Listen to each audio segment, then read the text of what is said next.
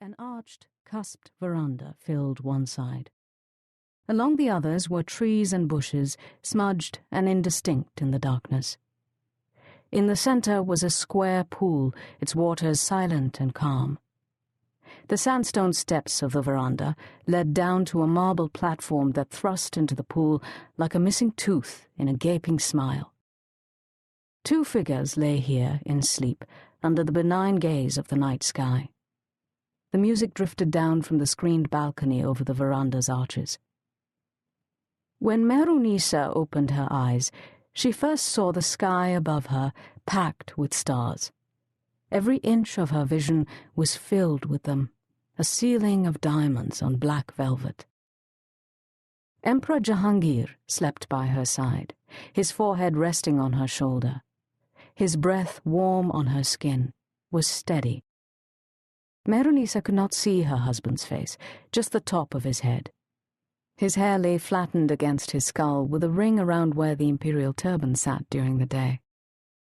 She touched his face lightly, her fingers resting against his cheekbones, then swirling down his chin, where a stubble scratched at the pads of her fingers.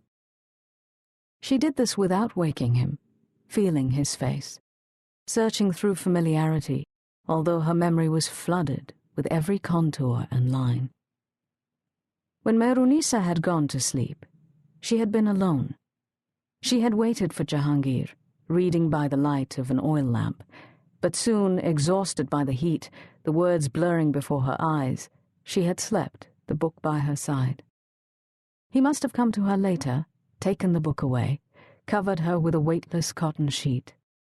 Her fingers stilled on the emperor's face and moved to lie on his chest.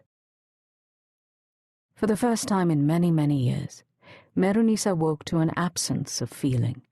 There was no fear, no apprehension, no sense that something was amiss in her life. For the first time, too, she had not put out a hand blindly, half asleep for Ladli. She knew that Ladli was safe in a nearby apartment. She knew, without thinking about it, that before he slept, the emperor would have glanced in at Ladli, so he could tell her when she woke that her daughter was fine. She rested her face on his head, the dull essence of sandalwood filling her nostrils.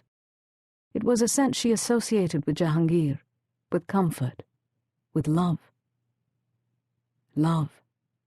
Yes, this was love. A different kind, one she had not known existed, did not think she could have. For many years she had wanted a child. Then she had had Ladli. For all those years she had wanted Jahangir too, not really knowing why.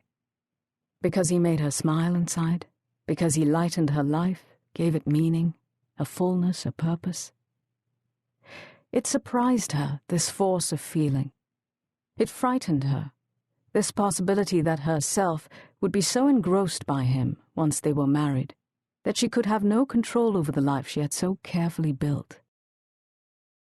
And now it was 2 months after the wedding, 2 languorous months, when time seemed to pass in a slow circle around them.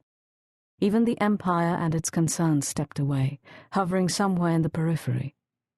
But last night, for the first time, Jahangir had been called away as they had gone to bed. The empire would wait no longer.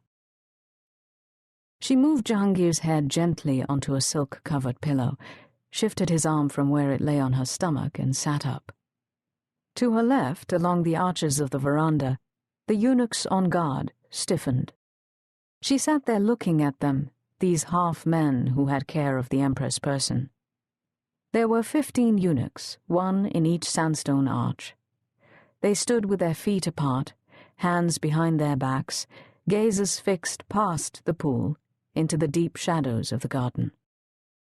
The guard around Jahangir changed every 12 hours, and in different combinations, so no 2 men would have the opportunity to concoct a conspiracy.